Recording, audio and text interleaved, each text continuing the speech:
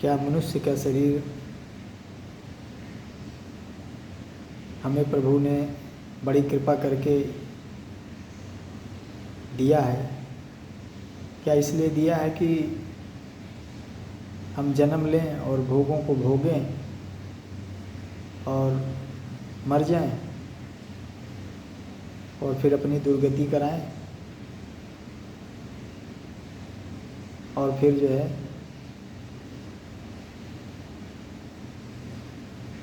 पता नहीं कब फिर मनुष्य का जीवन मिले या ना मिले? 84 लाख योनियों में भटकते रहें।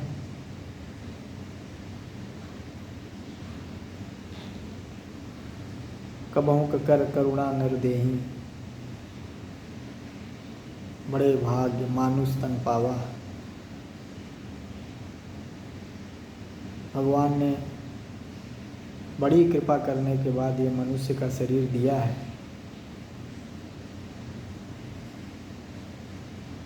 तो ये मनुष्य का जीवन हम व्यर्थ क्यों जाने दें? क्यों ना हम भगवान का भजन करके इस जन्म मरण के चक्कर से मुक्त हो जाएं। कहते हैं जन्मत मरत दुसह दुख होई,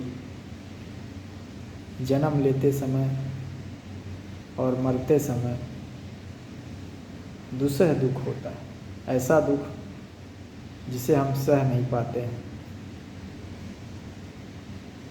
तो क्या इस दुख को बार बार सहना और बार बार इस दुखालय पे आना, यही हमारा उद्देश्य है?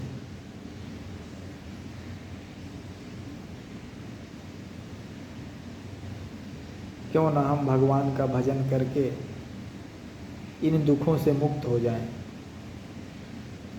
भगवान ने इसे मृत्यु लोक कहा है, दुखालय कहा है, और हम यहाँ सुख खोज रहे हैं। जैसे कॉपी किताब की दुकान पर जाएं और कहें कि 1 किलो लड्डू दे दो, तो क्या कॉपी किताब की दुकान वाला 1 किलो लड्डू आपको दे देगा? वैसे ही ये दुखालय है, यहाँ दुख के अलावा आपको सुख नहीं मिल सकता। सुख तभी मिल सकता है जब हम जो है प्रभु की शरण में जाएं। जब लग कुशल न जीव कहूँ, सपने मन विश्राम। सपने में भी आपको विश्राम नहीं मिलेगा। इसलिए हम प्रभु का भजन करके, प्रभु का नाम लेके अपने जीवन को धन्य कर लें और इस जन्म मरण के चक्कर से मुक्त हो जाएं। मानव देह बहुत दुर्लभ है,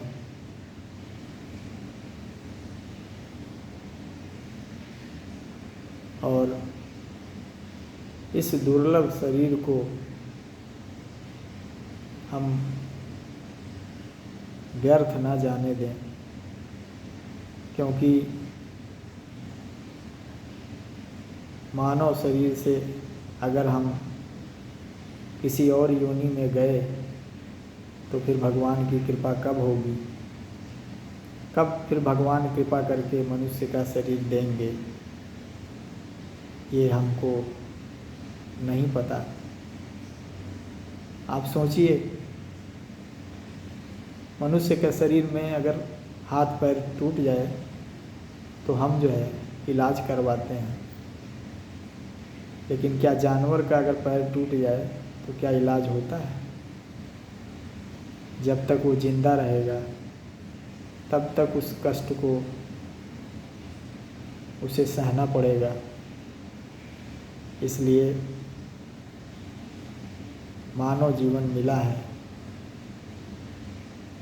तो उसे व्यर्थ न जाने दें। जय श्री राधे।